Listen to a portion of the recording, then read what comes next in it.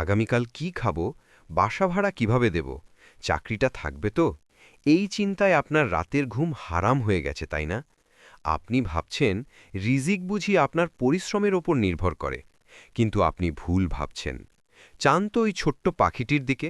তার কোনো bank balance নেই, ঘরে কোনো খাবার জমানো নেই, ফ্রিজ নেই। সে সকালে খালি পেটে বাসা থেকে বের হয়, আর বিকেলে আল্লাহ তাকে ভরা পেটে বাসায় ফিরিয়ে আনেন। সে আল্লাহর উপর ভরসা করে বের হয়, আর আল্লাহ তাকে খালি হাতে ফেরান না। পাথরের নিরেট অন্ধকারের ভেতরে যে পোকাটি বাস করে, তার খাবার পৌঁছে দেওয়ার দায়িত্বেও আল্লাহ নিয়েছেন।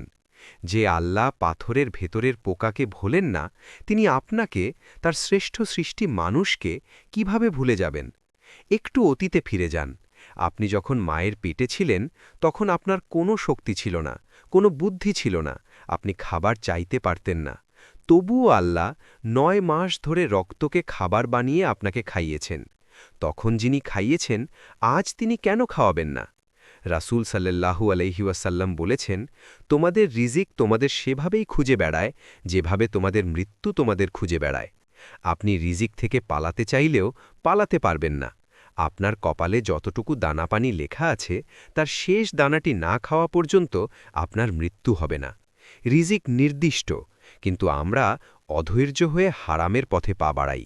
মনে রাখবেন, আপনি চুরি করে বা ঘুষ খেয়ে যা কামাবেন, সেটা আপনার হালাল রিজিক হিসাবেই বরাদ্দ ছিল, কিন্তু আপনি তাড়াহুড়ো করে সেটাকে হারাম বানিয়ে ফেললেন। হাত কুটিয়ে বসে থাকলে চলবে না। পাখিও কিন্তু বসে থাকে না, তাকে ডানা ঝাপটে বের হতে হয়। চেষ্টা আপনার, বরকত দেওয়ার মালিক আল্লাহ। দরজা নক করতে থাকুন, আল্লাহ খুলবেনই। দুশ্চিন্তা করে আপনি কালকের সমস্যা কমাতে পারবেন না, বরং আজকের শান্তি নষ্ট করবেন। সব চিন্তা আল্লাহকে দিয়ে দিন।